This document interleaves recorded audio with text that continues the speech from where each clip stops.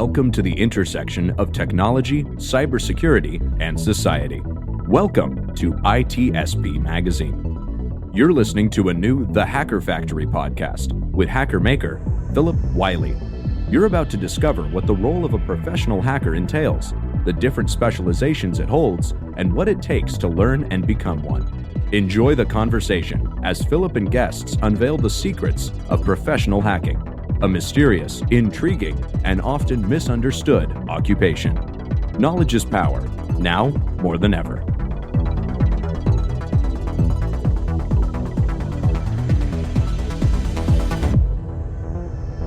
Hello and welcome to another episode of the Hacker Factory podcast. I'm your host, Phillip Wylie, the hacker maker. In each episode, I have a unique guest sharing their story of how they got into cybersecurity and their tips and tricks on helping you get into the industry as well as advancing your career. And so today I'm very, very happy to have one of my best friends on, Wirefall, the founder of Dallas Hackers Association. I've been meaning to have him on the show for a while, but the thing, I get ADD when it comes to finding guests. I'll know someone I need to invite, and then it just slips my mind. And so finally, here it is. The show's been going for over a year, and finally got you on. So thanks for joining, Wirefall. Absolutely. A year and how many extra bacons that we've had between when we first talked about it and now. And for the listeners out there, you know, some of you in cybersecurity may recognize the extra bacon term there. And that's like, for those that are new to cybersecurity, don't know about, that was like a Cisco attack, extra bacon. And so one of our favorite restaurants serves some of the best bacon in the area. And so when we meet for lunch, we meet for extra bacon. So that's pretty funny. So how are things going in your world? Going well, very busy, which, you know, better to be busy than not. So, yeah, it's great to finally have you on. And one of the things too for the listeners is Wirefall has been pen testing, you know, professionally for many years. So how long have you been pen testing now? My first paid penetration test was 96. 96. So, yeah, 26 years, I guess.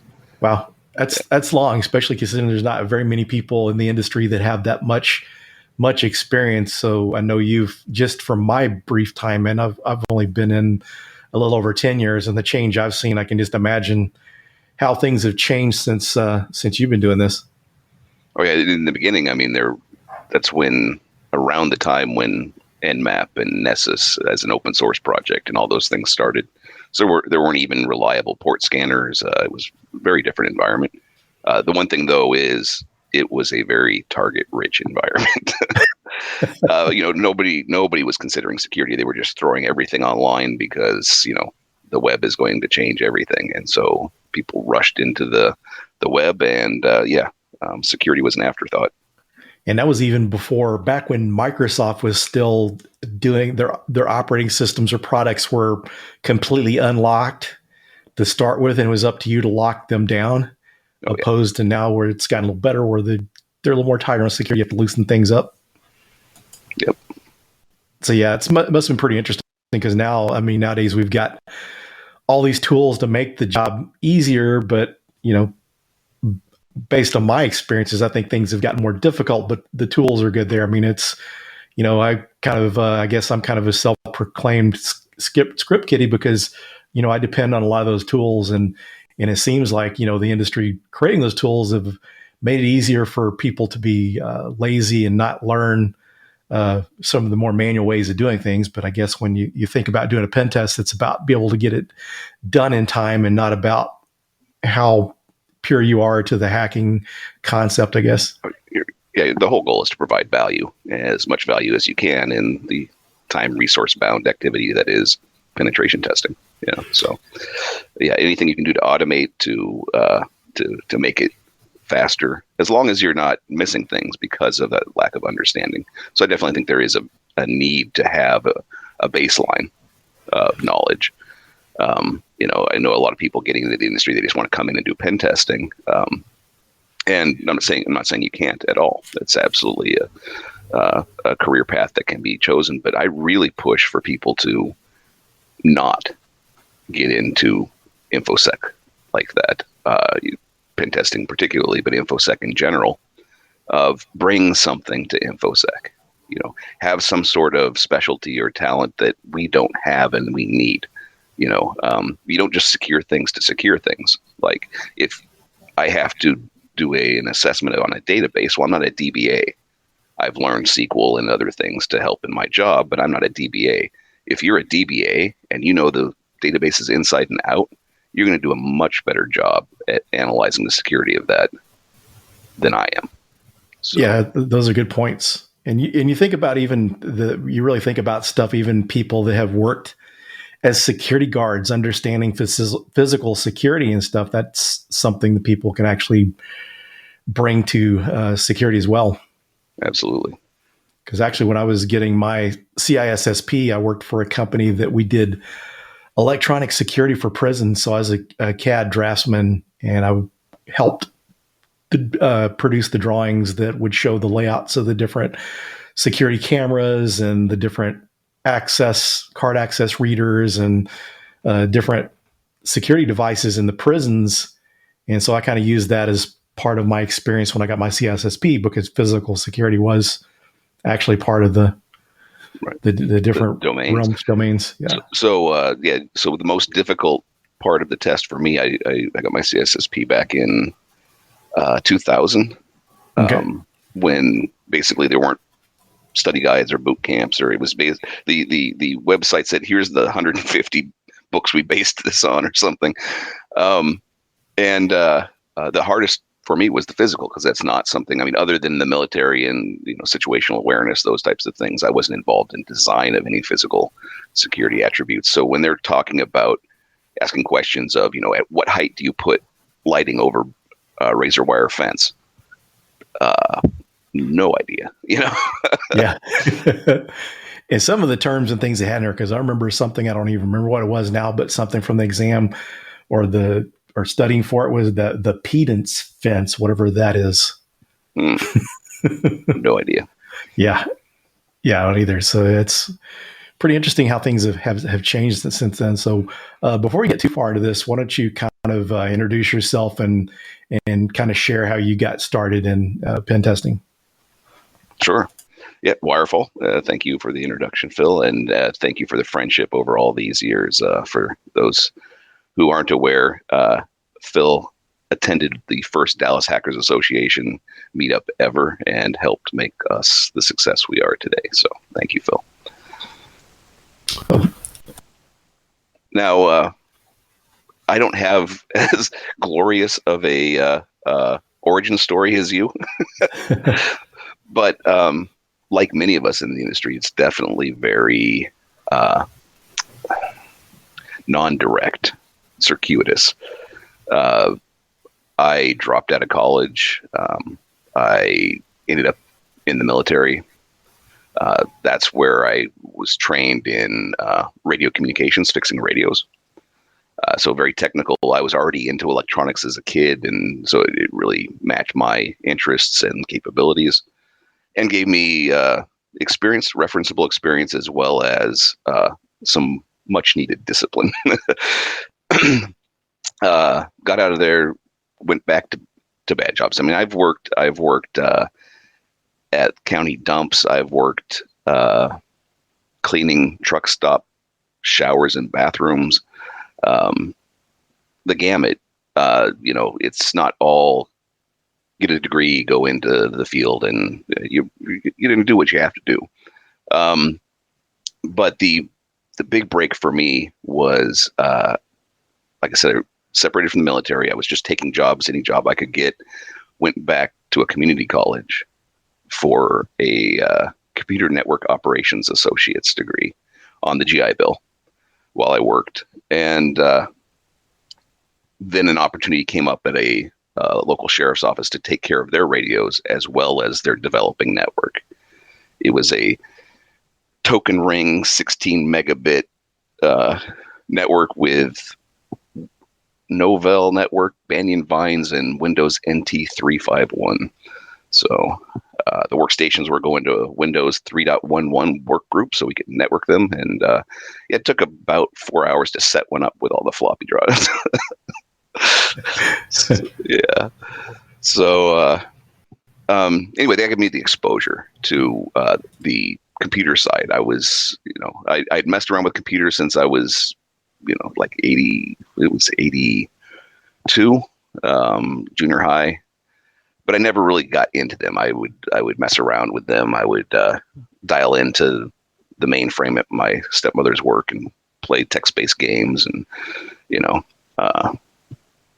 write basic programs from Dragon Magazine for Dungeons and Dragons. And I guess that was my first hack, was learning that basic random command wasn't really random. It took a seed value and it would always produce the same numbers in a row based on that seed. And so, as a dungeon master, if you weren't making me happy, a random monster would all of a sudden become a gold dragon. Well, the computer says. Anyway, so very circuitous. My first pen test was actually somebody I met through college. They worked at a credit union, and they were worried about going online. And my focus really had been security because, as I came back, and I'm new to the area as far as, I haven't lived there forever because I've been overseas my entire tours. Everybody was talking about the web, and this is going to be revolutionary. Everything's going to the web. And so I get a local dial-up account and start poking around. And you can connect to anybody's hard drive, basically, that's connected to the same provider. I was like, this is ridiculous. This isn't going to be huge. And I was absolutely wrong, of course. It did. It exploded despite those weaknesses. So my goal began I want to understand this. I want to be able to secure my computer so that others can't do anything to me. And that's really where it started. And this is 95. So, and I know one of the things is talking about getting into the industry, and really if you're talking about from my perspective, I would have to say, I can't give great recommendations because I just happen to be in the right place at the right time, doing the right things. I joke all the time that when I get some people asking me those questions of, well, research theoretical physics, invent a time machine, go back to the .com boom and say, I know security. Boom, you're a security expert. It was ridiculous. There was just nobody in the field at the time. And by the way, if you do invent a time machine, don't waste it on that. Go do something more fun. Yeah. I would build one, go back, and then I would find share and say, hey, I did it.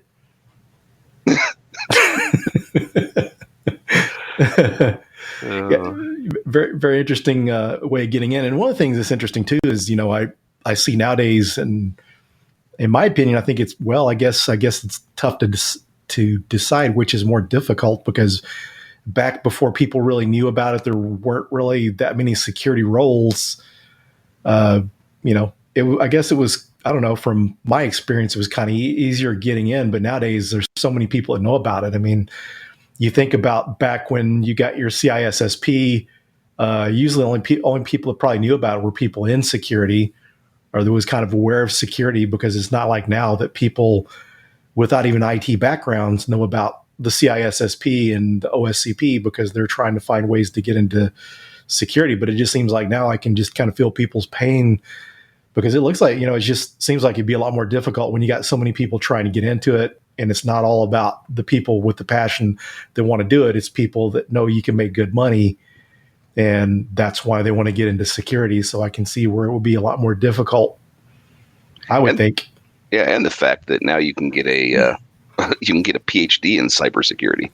I mean, there weren't even security programs back then. Yes. In fact, the associates I received, and that's I've taken other courses, but that's the only degree I have. My associates was in computer network operations, which was brand new at the time. really all they did was take the programming degree and add a few networking courses. It was still, though, I had to take, machine language. I had to do write a database in ASM, using ASM or whatever. It was ridiculous from a network operations perspective. You're never going to do this stuff, but it was so helpful and useful from the hacking perspective. Because now I'm exposed to C++, I'm exposed to these different languages, I'm exposed to assembly language, I'm exposed to, the concepts of how these programs are being built, which better allows you to understand how to, actually make them do things that they're not supposed to do. Yeah, it's pretty interesting how the degrees and stuff have changed over the years, because I remember probably when I was first getting into security, really the only degrees you saw out there were master's degrees, and a lot of cases it was some kind of CIS degree or MIS degree with specialization in cybersecurity. And a lot of it was data security assurance and not really getting into any of the firewall stuff. Right. So yeah, it's pretty interesting how things have changed, and it's really interesting for those that haven't heard of Dallas Hackers Association. Dallas Hackers Association was founded back in 2013. That sounds about right. Yeah. Yep. Yeah. So it's been around, and it's interesting how it's really helped the security community in the Dallas-Fort Worth area really evolve, because whenever I joined the local communities, I was a member of the North American Information Security Group, NASIG, and it's where I found out about Dallas Hackers getting ready to start up. But I didn't know about like the local DEF CON groups and that sort of thing. And that's one of the things that's been great about DHA is you starting DHA has helped people learn about other groups and get other people involved and help the security grow overall. It's been a wild ride. Absolutely. We had the 19th anniversary of DC214, our DEF CON group, last week. And there was a bunch of reminiscing from all the former and current leadership. So we had Matt Hatt there, Isaac there, Juno there, and telling stories of the growing pains. The community back then was a lot different as well. People talk about the toxicity of InfoSec. There is still issues, and if you go to InfoSec Twitter, it's amplified. But back in the day, it was truly, truly toxic. I mean, it was. The groups were very insular. Many of them were against each other. You're either part of that group or this group. It was very cliquish, and I mean that goes completely against what hacking's about. Hacking to me is about sharing information, is about learning and sharing and growing. And so very long story short, I did a bunch of work down the state of Texas in Austin, and they have a group, AHA, Austin Hackers Anonymous. That's the mothership of all HAs. There's now quite a few of them around the country, maybe even world. But they are very exclusive as well. They say, participate or don't come, period. They want to see super technical stuff, tell you to cut your chops elsewhere and then come there to share. So I didn't care for that exclusivity. I mean, I've like you said, I've been doing this for 26 years and I still go into an AHA meeting and I'm like, I don't belong here. They make me nervous, but we call ourselves a kinder, gentler AHA. So why did I take the inspiration from that? Because the drive was participation, and it wasn't a 1 hour, 1.5 hour talking head presentation. They're fire talks, and that's the format we've taken at DHA. So you get up, you sign up, you talk for 5 minutes, 10 minutes, 15 minutes, and take questions. And then if people are interested in what you have to say, yes, you can't go into a full in-depth exploration of something in that amount of time, but you get people excited about it, and they come afterwards and they talk to you about it. One of the things we do at DHA is like the exact opposite of what they tell you in classes on public speaking is do not talk to your audience, talk to you. because the audience is going to be so varied. We're going to have people who are coming in there going, I want to learn how to program Python, and okay, great. That's awesome. Then we have people in there writing 0-day exploits for ATMs, so the range, you're not going to be able to talk to both of those groups at once. So talk to you. If you've just written your first Python script, guess what? You're going to inspire that person who wants to learn Python. If you're that person doing the ATM 0-day and everybody's just looking at you with glazed eyes because they don't understand anything you're saying, well, you're going to inspire somebody out there to go, I want to understand that, and I'll go do my research. But then you also get the connections of knowing who knows what, and really, I think that builds the community. Not just having a couple people who speak every month and everybody respects, which is great. Unless, of course, the subject matter is not of your interest, and then that's a very bad night because you're having an hour and a half of PCI compliance or something. Yeah. So, and then the building of those relationships, understanding that now I can just get up and talk real quick, and other people know what I talked about. So now we have something that we can converse about in the audience. Because let's face it, a lot of us are not the most socially adept people out there. So, some people say we're not professional either. Oh, for the listeners out there, that DHA we pride ourselves on not being professional, and as we say, we have the receipts. There is a meetup review that slams us for being childish, unprofessional, get a life type things. Yeah. Yeah, pretty funny. But as you know, we were having lunch recently, having extra bacon. How you mentioned we've been lucky that there hasn't been that much drama, which is a good thing. Absolutely. That's the most difficult. Well, two of the most difficult things to me for community are one, there is going to be conflict. There's going to be different things that need to be resolved, and how is that resolved? We started out with the mantra of just be excellent to each other, good old Bill and Ted, and we now have a full code of conduct. We have to. So is how are those things going to be resolved? But more importantly, I think for the growth, to me, is one of the things that I had against some of the other groups when I first got into the area here was that you didn't feel like you belonged. When you were new, you came in, there were so many inside jokes and different things, and everybody had established relationships. It really felt, you felt like an outsider unless you put in the work and became part of the group. But that also makes a very strong group because they have those strong ties. It's so how to stay open to new people while building those ties that bind you as a group, that make you unique, that make you, people want to come there. With ours, I think one of the things is the shtick of being unprofessional. Everybody joins into that meme, and it becomes a group trait. But it's that I think is the key to growing, because you want to encourage new people, but you also want there to be a unique reason for people to want to be part of your group. Yeah, definitely. Out of all the groups around, that's one of the ones people definitely like to associate with and want to be part of. And one of the things I think it's unique, because you mentioned how it's open to, complete beginners, but it's really nice the way it's a mixture of, super smart people, beginners, and everything in between. And now, we've always had, well, we haven't always, but for a long time, we've had separate rooms for other activities, and that's grown. This past month, we had not only our CTF room, Capture the Flag room, Lock Sport. There's what we didn't have it last month, but there's Libra Technica, which is like a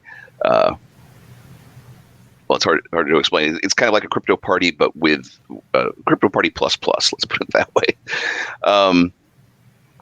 And then we had a new room. We had a hardware hacking, learning soldering, and we had another room with professional development. So resume review, practicing mock interviews, those types of things that could to enhance the soft skill side. And one of the benefits too, the not being professional, it's kind of nice too when there's some other security organizations that, you're really, the dress is business casual and you just kind of feel like it just doesn't feel natural. You can't really relax. But one of the things I love about Dallas Hackers Association is to be able to go in, be comfortable, be yourself, be welcome. Absolutely.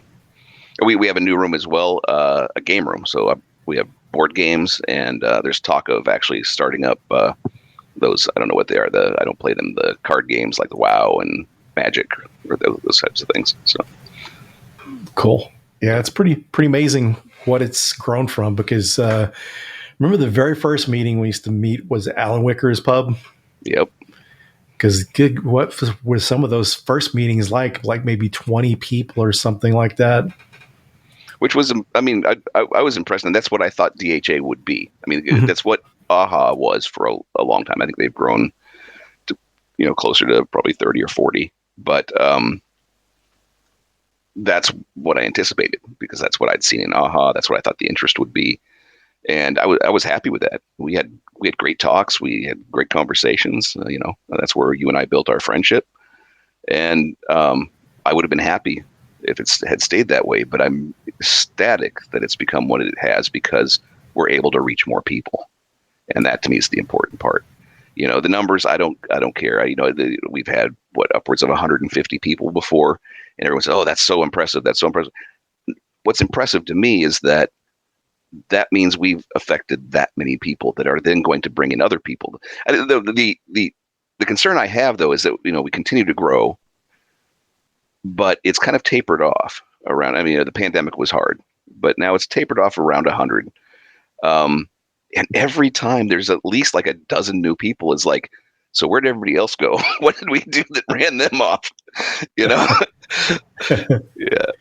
Yeah. I just think in some of those cases is people that just are more worried because they're still extremely cautious due to the pandemic. I think that's the case. And then sometimes people fall out of habit. So before the pandemic, everyone knew first Wednesday of the month, Dallas Hackers, and they would show up. So I think sometimes getting out of those, and sometimes it's too easy. A lot of jobs have kind of pivoted to internal, actually work from home jobs.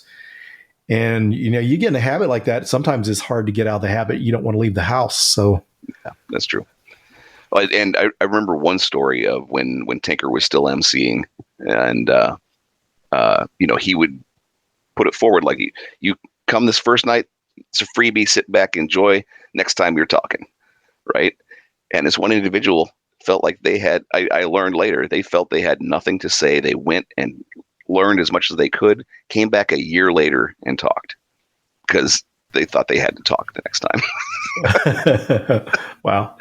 Yeah. Yes. Speaking of Tinker, there's been a lot of really great people that's kind of helped along the ways. Tinker, Commander, and Mobius, with the Lock Sport and the CTF, and just other people that have contributed. There's, always someone that was willing to give a talk when some of those nights people didn't feel like speaking, and, helping encourage others to speak. It's really cool to see the careers that have kind of come out of Dallas Hackers Association. Some people, when they joined, weren't even in security, and some people weren't into pen testing yet, but just to see how some amazing careers and some speaking careers. You look at Rainmaker, which for those that aren't part of the community, Rainmaker is the new MC. He replaced Tinker when he moved away. But when he first started, he was doing some speaking. But his career took off like crazy speaking wise. And then Uber Kitten.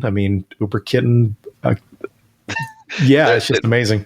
From a talk at Uber Kittens, their barcode talk from the stage at DHA to DC214 to B-Sides DFW to DEF CON. Yes. Same thing with like Hash. Those same progresses that, you don't have to, I think people would stress is like they want to do let's say a DEF CON talk. Well, how do you do that? You do that by, you don't just, I think people bite off a lot more than they can chew. Just start local, and I always use the mantra: think global, hack local. Just like the recycling efforts and environmental efforts. But it's true. I mean, that for several reasons. One is it's easier. There's a lot more local events, so you can have a lot more opportunities to participate. But also, as you said, Phil, the number of opportunities, jobs, speaking engagements that have come out of the local community is because, in general, people trust who they know. But security, and hacking and privacy, it's even more important because all we have to barter is trust, right? That's really our currency is trust. That's what security and privacy is about. So if I'm looking to hire a new person that's going to have basically access to everything, because if we're hacking and we're doing it right, we're in everywhere to that organization, they have to fully trust us. So who am I going to trust? That resume I just saw on my desk, or that person I've seen talk and interacted with in the local community? Yeah, that's a really good environment to get to know people in as well. So I mean, people are a little more relaxed. So you really get to see what the personality is of those people. Yeah, and some of the dangerous traits that maybe make you want to avoid them. Yeah, that aren't on the resume. Yeah, yeah, and you may want to not invite some or make sure that if there's any events at work where there's drinking involved, you might want to make sure that they. Yeah. that they watch themselves, but yeah, we've definitely had some lampshade moments. yeah, it's pretty interesting. It's always kind of funny at the end of the night. It's kind of like we had our DEF CON 940 meeting in Denton last night, and it's kind of funny. A couple people at the end of the night had some drinks, nothing really bad, but you could just kind of tell, that they've been drinking, but it's just kind of funny. Yeah, some of the experiences. It just made one of the craziest moments I can remember that I thought was pretty funny. Remember the guy that came in, wasn't even an attendee while it's still Alan Wicker's pub. No, I was thinking about the guy that came in rapping. He was singing Rapture by Blondie. Yep. He just come in. It was the end of the night. We had finished the meeting, just the socialization part. Yeah. And he come in singing Rapture by Blondie. That was kind of funny. I had forgotten about that. That was, yeah. No, were you there at it was at family karaoke when the guy got up in the very beginning and was just like a preacher? No, I didn't. Oh my goodness! But he was a crazy preacher. I mean, it sounded like fire and brimstone, but none of it made sense. Huh? It was like, okay, dude. Well, that's the end of your 15 minutes. What's that? I'm sorry. Go ahead. Well, I was going to say, and that's one of the things I like too. Our definition of hacking is very, very broad. It's making something, and really even sometimes it's not hacking. It's just sharing of knowledge. The story, one of the stories that always comes up is that, we've had a talk on piracy and people be like, oh yeah, digital piracy. No. Our piracy. Yep. We had a talk about the differences in strategies and communication styles between Indonesian and Nigerian pirates. I remember that talk. That was at Main Street, back when we used to Main Street Pub, I guess it was. Yeah, Richardson. Yep. And information I will never ever use, but it was fascinating this was so interesting to the person. They did the research. Mm-hmm. Yeah, so I've given a talk on hacking your metabolism with keto. We've had across the gamut. If it's interesting to you, somebody will find it interesting. Yes, definitely. And one of the things too that you brought up too is you'd mentioned how AHA was inspiration for DHA, but it's really interesting how DHA inspired a lot of other hacker associations to start up. Our diaspora, definitely. Much of it coming from people who have been members and left and wanted to see the same type of, community where they've landed. But we've also had a few who just came down to see. I mean, we've had people fly in from other countries just for a DHA, but then take that experience back with them. Yeah, I remember the one guy that flew up from Mexico that time for a DHA meeting, and after that, he was inspired to get a Twitter account too. He didn't have a Twitter account. It was because of the Popular Mechanics article that DHA was featured in. Yeah, and not just the online, it was actually in the physical magazine. Mm-hmm. So we're not just internet famous, we're dead tree dying media famous. And what a good publication is something outside of cybersecurity to have an article on something like that, Yeah. Well, and it's really interesting because it said basically, if you want to be a hacker, come to Dallas. Yeah. In an international magazine, it was like, wow. And then PBS, the local PBS station, also did interviews with the leadership at the time at DHA, and talking about how this is a destination now for security, privacy, tech. And I think a lot of that comes from the community. We have such a thriving community, and you want to go where things are interesting.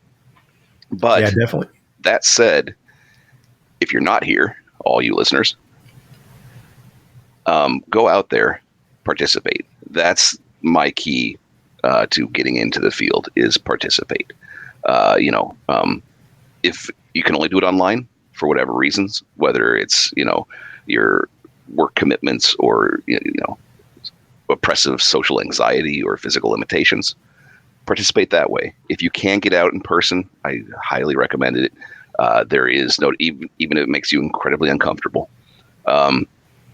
I'm not saying you'll get over it, but you'll get used to it. Yeah. The support what's out there. Try all the different groups.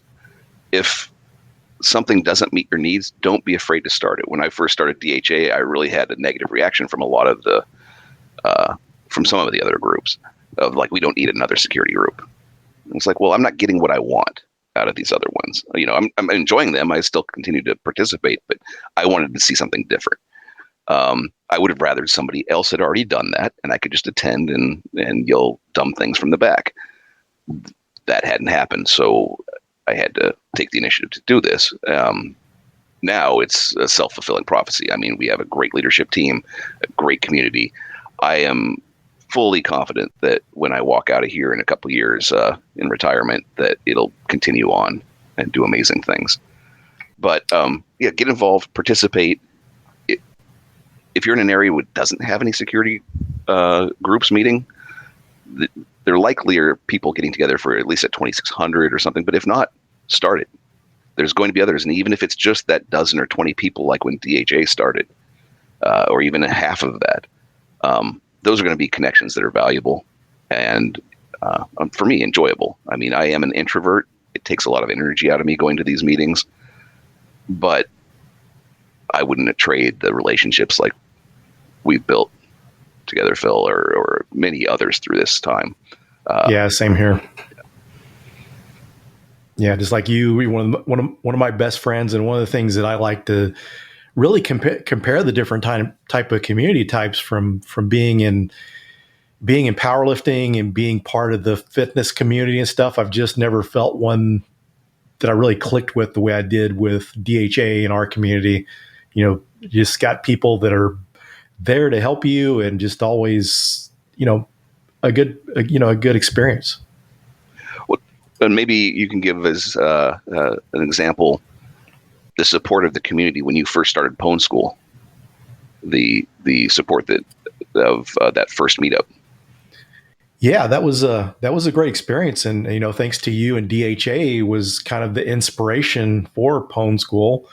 And Pwn School was meant to be more educational, because we had a couple community members, Sir Alexander and Psyched Ukrainian, that were trying to get into my course over at Dallas College, and they were going to have to transfer from their college. They were too late getting transferred to be able to make the summer course. And I was really disappointed, because they were two really nice people from our community. And I kind of decided I wanted to be able to start something education-wise that didn't have the money or whatever to afford tuition or the courses that they could learn from it. So that's what inspired that. And as you mentioned, the support from that, the support was pretty huge, because one of our first speakers was Whiskey Neon. He's one of the former AV guys that we had at Dallas Hackers Association. He did all the lighting and music and some video genius that he performed in the night, where he'd make these custom music videos and stuff that were pretty creative. He was like one of the first ones to give a talk, and people showed up to support. And I think how many, they were like 100 people showed up for an initial meetup, over 100 people. That's amazing. And goes the power of the community. If I would have done this, if I hadn't been part of the community, they wouldn't have been part of the turnout. Is the community supporting people in the community? Yep. Beautiful thing. Yeah, it's kind of one of the things that one of the things I did like about Pwn School is one of the things is bringing people in to join. They got involved in DHA and some of the other meetups. So that was one of the things I like to see too, because used to say it was kind of the gateway meetup. People come there and then they get involved with DHA, DC 2 and 4 and the other meetups. Yeah. Or I also really miss, you mentioned in early days, NASIG, and that mortified into North Texas Cybersecurity Group, which after the pandemic never came back. But that was always one of my favorite, because one, I wasn't involved in it, so I didn't have to do anything. I could just sit back and, yell stuff from the peanut gallery. But also, you've got the ones you mentioned, we won't call them out by name, but that are just super professional. If you're in less than a polo, it's evident you don't belong. And then you got the DHAs, the unprofessional. And NASIG was kind of like, I likened it to the watering hole in the Serengeti, where the lions and the gazelles all kind of go, okay, truce, we're just going to drink here. You had red team, blue team, executive, hacker. I really liked that mix. And I'm not saying that we don't have that at DHA; those exist, but it was a, I don't know, a really well, and also with DHA, I'm always involved, so I don't get to enjoy it as much. But, yeah, that's the difficult thing about when you run your own meetup. It's just really kind of hard to spend much time talking. And for the listeners, that's one of the reasons Wirefall and I meet up for lunch, because hosting your own meetup and stuff, it's kind of really hard to sit there, talk to people, and it's just really busy. And that's kind of how we get to visit. Because, I remember when I was running the Pwn School meetings, tearing down my audio video equipment, which wasn't as extensive as DHA, but I had a setup so I could stream the talks there. At the time we're just using like Zoom, but had a microphone and speakers so people could hear within the facility better within the venue, and then as well as people online could hear the speaker and see the screen and all that. Just tearing that down, a lot of cases you just don't have much time to really talk to people because you're busy disassembling or setting up things. It's definitely one of the downfalls, and something I miss, because people will come up because they want to approach you. They want to talk about their interests or where they want to go, or get advice or provide feedback, and you really have to give them cursory, like, hey, after all this is done, which is going to be like, especially at DHA with the tear down there, it's going to be an hour and a half later. We can talk. Otherwise, you've got a minute, kind of like thing is like, can we do either, so pushing that, some of those I push online, just so we can continue the conversation later, whether it's Twitter or whatever. Or I also recommend the other ones, all the other meetups, because then I would have a chance to sit next to them and talk to them, and that because I'd have the time. Yeah, it's always a nice thing about going to the other ones. I mean, it's pretty amazing that our community, all the different meetups that we had, because before the pandemic, there was at least 2 or 3 meetings per week. Yep. And those are the ones we attend. I mean, if you go on Meetup, there are just so many others that I don't even look, like Cloud Security Alliance. I haven't been to a Cloud Security Alliance one. Or like the ISC Squared. I've never ever been to any of their meetups, but there's so many different ones. And then there was cybersecurity nonprofit that was started around here back in 2019, right before the pandemic. So they're another one. I'd never attended anything that they did in person, just virtually. So yeah, it's amazing what there was, that you could find something 2 or 3 days a week, and then even more than that if it worked out schedule wise. Yeah, I was pre-pandemic. I was attending usually about 6 a month. I think I'd hit 8 at one point. I was reaching burnout. I really was. It was at max capacity. Yes. And I was like, I can't do this anymore. I can't do this anymore. And then the pandemic hit and everything shut down. And I'm like, I'm never complaining again. I'm never complaining again. Yeah, that was the same thing for me too. Right around the time, I guess the last DC 214 in person at the beginning of the pandemic, I remember going to that one. And then prior to that, DHA. And I just was thinking about that time, man, this is just getting burnt out. And at that point, I was I was going to DC 214, DHA, hosting, 2 pwn schools a month, and then going to North Texas Cybersecurity Group and North Texas ISSA. And I remember just kind of getting to the point where it's just kind of was really hard to want to get out. And then the pandemic hit, and then you had no options but virtual. Yeah. And virtual definitely, I think, is a mixed bag. There's a lot of positives in that people who couldn't participate in communities now can. It helped people like you do multiple speaking engagements on multiple cons on the same day. Yes. Which before would have been impossible. Yeah. So there was a lot of upside to that, but I just completely, where I was going to so many and I would always go to the local ones, and I just stopped going because to me, there was no differentiation anymore. It's like, well, it's just another online stream. I can go to this other online stream. What does it matter if it's DFW, Houston, and Singapore? It doesn't really matter. Right. And I think now in our stage of our career, you and I are the same in that you go to the cons for HallCon. Now, yes. You might go see a talk or two that is of interest, but otherwise it's that relationship building and getting to see these people. And that's not the same online.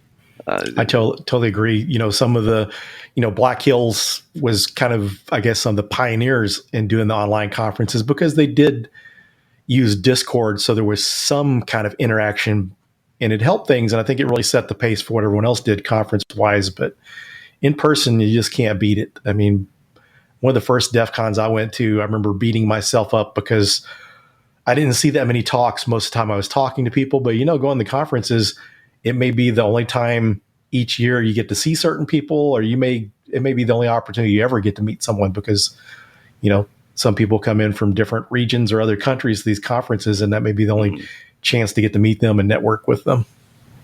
Yep. The online Discord, that type of stuff. I think also there's a generational gap there. By the time I'm trying to type something, that conversation's gone 5 different ones. These people are so quick on how they interact. The younger generations are, and yes. That's the native environment for them. And especially the pandemic, I think pushed a lot of people to. That's the only environment they had to communicate. But just stepping aside with somebody, outside of a talk or whatever, and having a one-on-one is very different. Even if you're going to DMs or whatever, because somebody else comes by, they join in, and you have this other talk, and then you can also avoid some people that you've learned from past experience should be avoided, and you can't, and you can't really in the public forums. So yes, yeah. So just kind of speaking the pandemic and stuff, have you started to get more adjusted to the back in person surviving with the pandemic world? Yeah, I mean we've been active for a few months with DHA again, and DC 214 is there. I will be at North Texas ISSA Cybersecurity Conference this Friday, doing basically a volunteering for a community booth. So we're going to be introducing the local communities to the attendees. This is at Collin College, so they have a cyber security degree program. So hopefully pull in some new students, get some people excited about the community. I didn't go last year because I was supposed to do some training, but they at that time they wouldn't enforce masking, and it was still during a surge. here in the area. So, I doubt it's one thing I do have a question about. Like I went to a CISO conference, the CISO XC conference previous year, right during, this is peak COVID in the area. So these are all CISOs, the people who make risk decisions for organizations. And I was like one of 5 people wearing a mask. And I'm just like, okay. Same this, 1 year later, the same conference, but it's the formal ones, the ones that are in the polos and the suits, almost no masking. You go to DHA, and we had mandatory masking when we came back for quite a while. Mm-hmm. Now we have it as recommended. We base it on the local numbers, what the CDC says, as well as our local Baylor Hospital puts out a report on the expectations of. And our whole thing is, if you want to take a risk and get sick, that's your prerogative. We don't want to be a reason to overload the healthcare system. And if it's peaked here, no, we're going to require additional safety measures because we don't want to impact that. Has nothing to do with your personal health. That's your personal decision. But we as a community don't want to have overbearing effect on the healthcare system. And it's been pretty good because it looks like most people have complied. There hasn't been a lot of problem with, trying to take the precaution steps. Yeah. We had a few. There were a few that never came back because, that's their prerogative. That was one of the few drama things that we've had. Yeah. Yeah. And sometimes that's not a bad thing. Yeah. Sometimes you just have some of those issues that kind of linger out there, and when they can take care of themselves, that's the best way to do it. Yeah. Well, and when it comes down to it, we try to justify it from a logical perspective, and when the CDC dropped the mask requirements and the thresholds are low here, like now it's not required. Masking is not required at DHA. We recommend, but it's not at all enforced. That changes with what we say.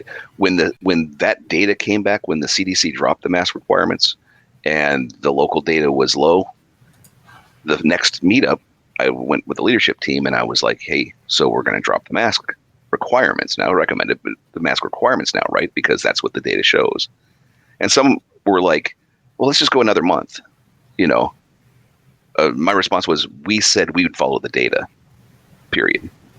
And that's where I think you should make your decisions, your risk decisions. It's based on the data, not on feelings, and it's hard to go back sometimes too. I still haven't been back to the gym. It's terrible it's been terrible on my health, but that's one place I don't yet feel safe. Yeah. And that's good that you're really following the data, because some people, and I definitely, if anyone wants to wear a mask, they should, and no one should give them problems. But at the same time too, it's just nice when people get along with the pandemic and respect others' decisions. But I think it was really great that you're following the data, because you did get started up. You could have just not started at all, but it was great that you were requiring masks, and I think you were requiring people. It was like the honor system, but kind of asking people to make sure they're vaccinated. Mm-hmm. Yep. Yeah. We weren't going to check vaccination cards. These are hackers. Yes. That would be the easiest thing to copy. Yeah. But honor system is, if we find out later that you weren't, you're banned for life. And do you really want to risk that? Cause you're, that's basically excommunication. Yeah. Yeah. And you don't want that either, because it's losing out of such a great community, and then you don't want to lose the trust either. So, that's. Yeah. And that's, definitely something for people getting into the field. Back in the day, there were very few laws and very few resources other than the active internet to go play and learn on. Now that is not the case. You can spin up things in your own environment, get free accounts in AWS or Azure, and play around with your own environments. So, because now there are laws and there are a lot of expectations of what is acceptable behavior on the internet and with networks. So once you lose trust, we talked about this trust thing before, but it is really hard to get back. Yes. There are amazingly talented people at DHA that I would never let within 100 yards of my networks that I don't trust. Not saying I don't like them or don't enjoy being around them, but that trust is not there. You could be fairly new. You have experience doing all this stuff on your own, valids, going through trainings, going through video tutorials, doing everything on your free AWS network or your home network. Just even if that's just VMs on your machine, you've done all this work and you've shown yourself to be trustworthy. Absolutely. That's and that I know you, that you're part of the community, you're participating. Well, we're down to the end of the show. Are there any parting words you'd like to share before we end this episode? Oh man, put me on the spot here. Well, I will end with, every once in a while, the whole tribe of hackers that fills in as well. I'll have somebody come up and want me to sign the chapter in the book where I'm in. Time's up. You're cut off. Which feels really weird to me. I didn't write anyway. But my go-to that I always use to sign is don't dream it, be it. Those are great words to live by there. And it's a quote by Frankenfurter from Rocky Horror Picture Show. So. It's pretty funny. So thanks for taking time out of your busy schedule to join. It's always a pleasure to speak with you. Enjoy spending any time with you, my friend. Well, appreciate it. Thanks everyone for joining, and we'll see you on the next episode. We hope you enjoyed this episode of the Hacker Factory podcast with Phillip Wylie. If you learned something new and this podcast made you think, then share itspmagazine.com with your friends, family, and colleagues. If you represent a company and wish to associate your brand with our conversations, sponsor one or more of our podcast channels. We hope you will come back for more stories and follow us on our journey. You can always find us at the intersection of technology, cybersecurity, and society.